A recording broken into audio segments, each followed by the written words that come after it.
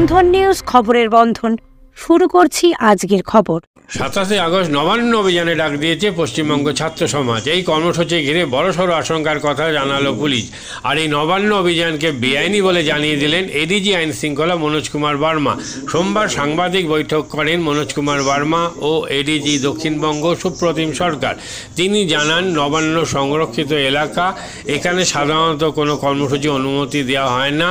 পশ্চিমবঙ্গ ছাত্র সমাজের ডাকে 27 আগস্ট নবান্ন অভিযান। মঙ্গলবার এই কর্মসূচি ঘিরে একাধিক প্রশ্ন আশঙ্কা পুলিশের মনে। এই আহ্বায়করা কি আরজি করের নির্যাতিতার বিচারকেই প্রাধান্য দিচ্ছে, নাকি এর পেছনে কোনো গভীর ষড়যন্ত্র চলছে? সোমবার নবান্ন অভিযান গিয়ে সাংবাদিক বৈঠক করে পশ্চিমবঙ্গ ছাত্র সমাজ সম্পর্কে চাঞ্চল্যকর তথ্য দিল পুলিশ। এইটা একটু অনুগ্রহ করে দেখুন, শুরু থেকে বলা হচ্ছে যে এই আন্দোলনটি সম্পূর্ণ অরাজনৈতিক। কাদের ফলো করা হয় পশ্চিমবঙ্গ ছাত্র সমাজে আপনারা দেখতে পাচ্ছেন। বাকিটা আপনাদের এবং সাধারণ মানুষের বিচার বুদ্ধি এবং বিবেচনার উপর ছেড়ে দিলাম। আপনারা দেখতে পেয়েছেন সকলে পশ্চিমবঙ্গ ছাত্র সমাজের ফেসবুক পেজ, সেখানে তারা from social media, from a section of the print and electronic media, and from our own internal sources, we have concrete information that a section of the miscreants, taking advantage of the emotions of the common people and well-intentioned citizens, will try to create large-scale violence, cause violence, create chaos, and create disturbance, to an extent that police is compelled to use force. We have specific intel that conspiracies and plans are underway to create chaos and instability. And there will be miscreants who will stoop to any level to create chaos, disturbance, and unlawfulness. We are alert to that. We are vigilant. We are identifying those miscreants, and we'll take appropriate legal actions so that the safety and the security of the common people, which is paramount, which tops our list of priorities, which is a non-negotiable, that should not be compromised. We'll take all possible action. যে প্রোগ্রামটা organise করা হচ্ছে, আমরা মনে করি যে ওটা আইন হিসাবে ইট ইজ ইলিগাল, ওটা লিগালি ঠিক নেই।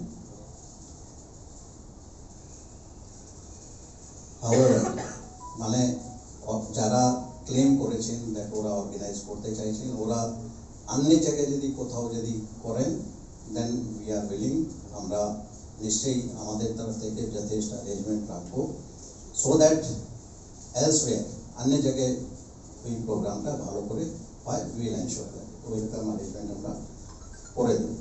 অ্যান্ড সেরকম কলকাতাতেও জায়গা আছে, হাওড়াতেও জায়গা আছে, যেখানে ওরা বলবেন provided legally that is correct and legal steps provisions, আইন হিসাবে যে প্রভিশন আছে এগুলো ফলো করা হয়।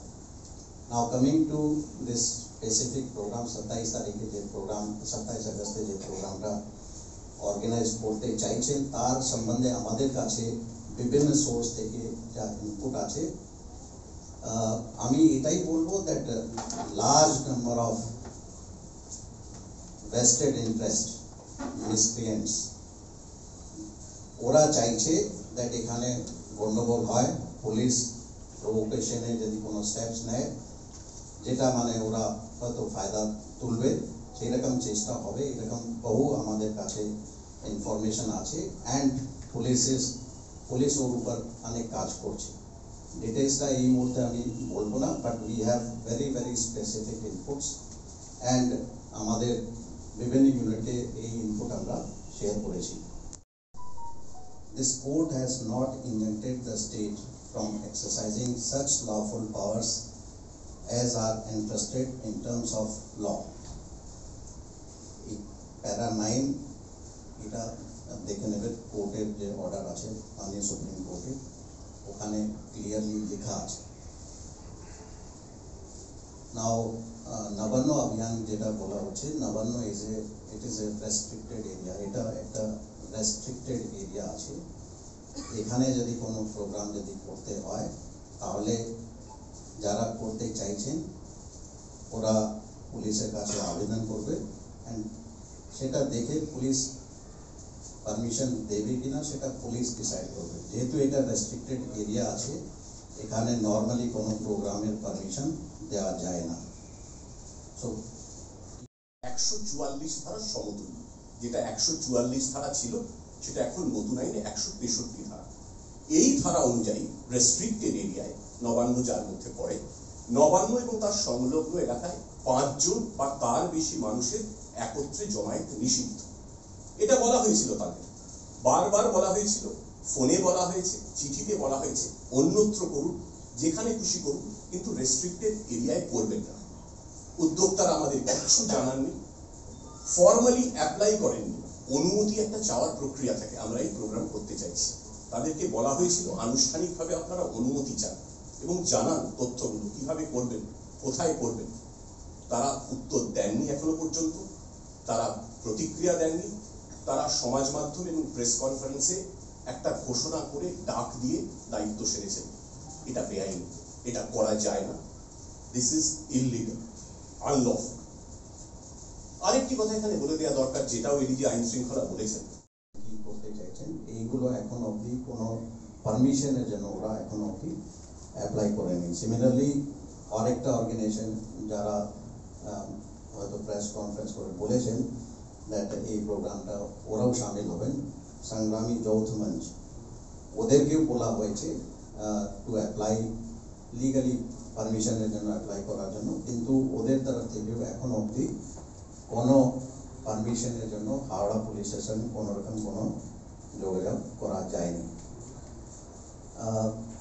আমি এটাই বলবো that different kind of inputs আমাদের কাছে যে ইনপুটস আসছে, ইন্টেলিজেন্স ইনপুটস বা বিভিন্ন সোর্স থেকে, অ্যান্ড আমরা যেটা ক্লিয়ারলি দেখছি দ্যাট আইন হিসাবে যে প্রোগ্রামটা করা সঙ্গত আছে সেই প্রোগ্রাম মানে সেই প্রসিজারটা ফলো হচ্ছে না। And that's why we are saying, মানে সেই জন্য আমরা বলছি দ্যাট এটা ইলিগাল প্রোগ্রাম আছে। জেনারেল পাবলিককে আমরা এটাই রিকোয়েস্ট করবো দ্যাট এখানে কিছু মিসক্রিয়েন্টস প্রবলেম করতে পারে, জেনারেল পাবলিক এই ট্র্যাফিকে না পড়ে to avoid this kind of assembly যেখানে কোনো অসুবিধা ওদের হতে পারে। তো আমরা এটাই রিকোয়েস্ট রাখবো দ্যাট এই প্রোগ্রামটা জেনারেল পাবলিক যাতে অ্যাভয়েড করে চলে, অ্যান্ড ওদেরকে যদি কলকাতায় যেতে হয় বা কলকাতা থেকে বের হতে হয়, দেন হোয়াট এভার অ্যাসিস্ট্যান্ট মানে যার যেরকম হেল্প লাগবে we are ready to ensure and extend all kind of help.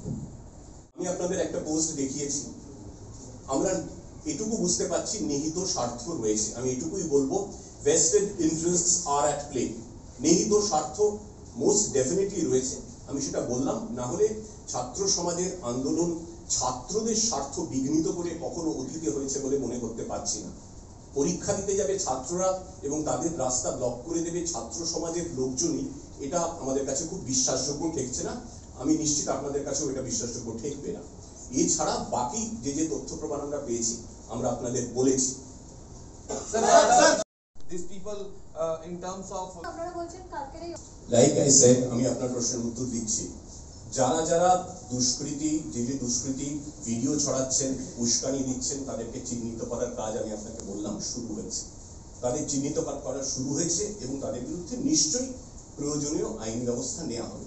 আর আপনি বললেন, to answer your question, student wing বলিনি আমি বলেছি এই যে আন্দোলনটা পশ্চিমবঙ্গ ছাত্র সমাজ, তার একজন অন্যতম সংগঠক একটি 5 তারা হোটেলে, শহরের একটি অভিজাত 5 তারা হোটেলে এক রাজনৈতিক নেতার সঙ্গে দেখা করেছেন। সেই সাক্ষাতে কি হয়েছে না হয়েছে সে ব্যাপারে আমরা তথ্য প্রমাণ সংগ্রহ করছি এবং তথ্য প্রমাণ সংগ্রহ করার পর আমরা আদালতের কাছে পেশ করে নিশ্চয়ই আইনানুগ ব্যবস্থা নেব। সেটা তো আমি বলেছি। অনেক মেল আসছে, মেসেজ আসছে, কি করে যাব, অসুবিধে পড়বো কিনা। ছাত্র সমাজের আন্দোলন, এটাকে ছাত্রছাত্রীরা ব্যাপক অসুবিধার মধ্যে পড়েছেন, আশঙ্কার মধ্যে আছেন, উদ্বেগের মধ্যে আছেন। আপনাদের মাধ্যমে, সংবাদ মাধ্যমের মাধ্যমে আমরা জানাতে চাই যে কালকে রাস্তায় পর্যাপ্ত পুলিশি বন্দোবস্ত থাকবে এবং পরীক্ষার্থীদের যাতে কোনো অসুবিধে না হয় সেটা আমরা খেয়াল রাখবো। তবু কেউ যদি কোনো পরীক্ষার্থিনী যদি কোনো রকম অসুবিধার মধ্যে পড়েন পরীক্ষা কেন্দ্রে পৌঁছানোর পথে, তারা অনুগ্রহ করে পুলিশের সঙ্গে যোগাযোগ করুন। আমরা নিশ্চিত করব সমস্ত পরীক্ষার্থী যাতে নিরাপদে নির্বিঘ্নে তাদের নিজস্ব পরীক্ষা কেন্দ্রে পৌঁছতে পারেন। বিশেষ বাসের ব্যবস্থাও করা হচ্ছে হাওড়া স্টেশনে, শিয়ালদা স্টেশনে। কি করা হচ্ছে পরীক্ষার্থীদের সুবিধার্থে আরো কিছু অ্যারেঞ্জমেন্ট করা হবে, সেগুলো এডিজি আইন শৃঙ্খলা নিশ্চয়ই সময় মতো আপনাদের জানিয়ে দেবেন। আমার এইটুকুই বলার ছিল। দেখা হচ্ছে যারা উস্কানি দেবেন, যারা মৃত্যুর কথা বলবেন, লাশ ফেলে দেব, গুলি চালাতে হবে, যারা এগুলো বলবেন, তারা তো শুভবুদ্ধি সম্পন্ন মানুষ নন। তারা তো চাইছেন উস্কানি দিয়ে একটা অশান্তির আবহ, একটা হিংসাত্মক একটা পরিবেশ তৈরি করতে কালকের আন্দোলনকে ঘিরে। তো সেটা নিশ্চয়ই প্রতিহত করার জন্য যা যা আইনি ব্যবস্থা। মাদকাসক্ত যুবকদের জীবনের মূল স্রোতে ফিরিয়ে আনছে চুঁচুড়া নবজীবন ফাউন্ডেশন। আজ থেকে 7 বছর আগে পথ চলা শুরু হয়েছিল এই সংস্থার। হুগলি জেলা থেকে শুরু হয়েছিল নবজীবন ফাউন্ডেশনের কাজ। আজ গোটা উত্তর পূর্ব ভারতে ছড়িয়ে পড়েছে তার ব্যাপ্তি। জেলা ও রাজ্যের হাজার হাজার মাদকাসক্ত যুবকদের মানসিক ও শারীরিক চিকিৎসার মধ্যে দিয়ে সুস্থ জীবনের পথে ফিরিয়ে আনছে নবজীবন ফাউন্ডেশন। কি করে এই সংস্থাকে তিল তিল করে গড়ে তুলছেন বন্ধন নিউজ এর ক্যামেরার সামনে, সে কথা বললেন সংস্থার কর্ণধার চন্দন দাস। দেখি ওটার মধ্যে কি আছে বা পাড়ার বড় দাদারা করছে, আমিও একটুখানি করি, ফিলিংসটা কি সেটা দেখতে যাই। এবং একটা সার্টেন টাইমের পর কি হয়, সেটা ফ্রিকোয়েন্সিটা তখন অনেক বেশি থাকে, গ্যাপ থাকে যখন শুরু করে। পরবর্তীকালে যখন নির্ভরশীল হয়ে পড়ে সেই একটা সাবস্টেন্সের উপর, তখন সেটা থেকে বেরোনোর জন্য সে নানা রকম চেষ্টা করে, কিন্তু তার ওয়ে আউটটা জানা নেই যে কোন রাস্তা দিয়ে গেলে নেশা থেকেও বিরত থেকে সুস্থ স্বাভাবিক জীবনযাপন করা যায়। তো আমি ভাবলাম যে শুধুমাত্র আমি সুস্থ স্বাভাবিক জীবনযাপন করলাম, আমার জীবনের সার্বিক উন্নতি হলো, বা আমার যে সব এম বা আমি জীবনে যে জিনিসগুলো করতে পারিনি সেগুলো আমি ফুলফিল করলাম, তাহলে তো শুধু আমার কথাই ভাবা হলো। তাহলে আমি এরকম কিছু কাজ করি যাতে আমার মতো আরও 5 জন আমার দ্বারা উপকৃত হয়। এবং একটা সার্টেন টাইমের পর যখন মানুষ চায় যে ফিরতে, অথচ তার কাছে রাস্তা থাকে না, তখন এই একটা WHO ওয়ার্ল্ড হেলথ অর্গানাইজেশন একটা প্রসিডিওর বার করেছে।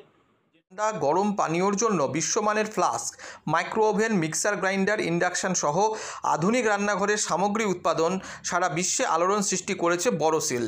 পাশাপাশি বিশ্বমানের সোলার গ্লাস, যা সোলার সিস্টেমের অন্যতম সামগ্রী তৈরি করে, সারা বিশ্বে নজির গড়েছে বড়সিল। দেশের বাজারে পাশাপাশি বিশ্ববাজারেও সব প্রতিযোগী কোম্পানিকে পিছনে ফেলে এগিয়ে চলেছে ভারতের বড়সিল। রাজস্থানের বড়সিল কারখানায় 1200 মহিলার কর্মসংস্থান হয়েছে।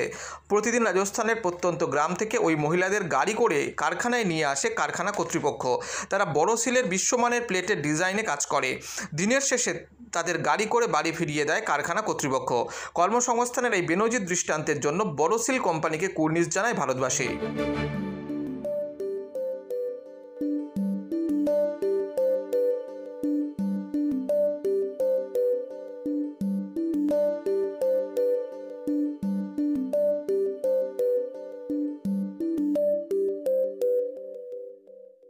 At Borosil, our products touch our customers' lives in many ways. Our philosophy is simple: understand the evolving needs of our customers and deliver solutions to meet them.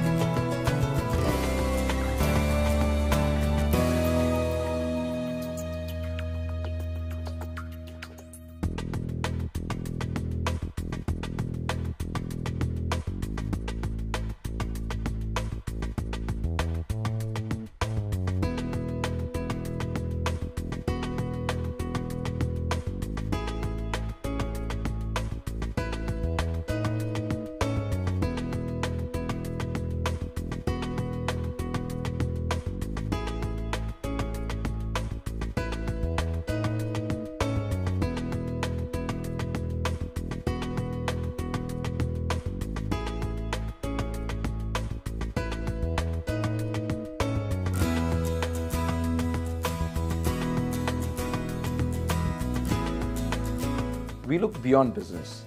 We promote green energy as well as provide healthcare and education for the underprivileged. In fact, this has been our heritage at Borosil.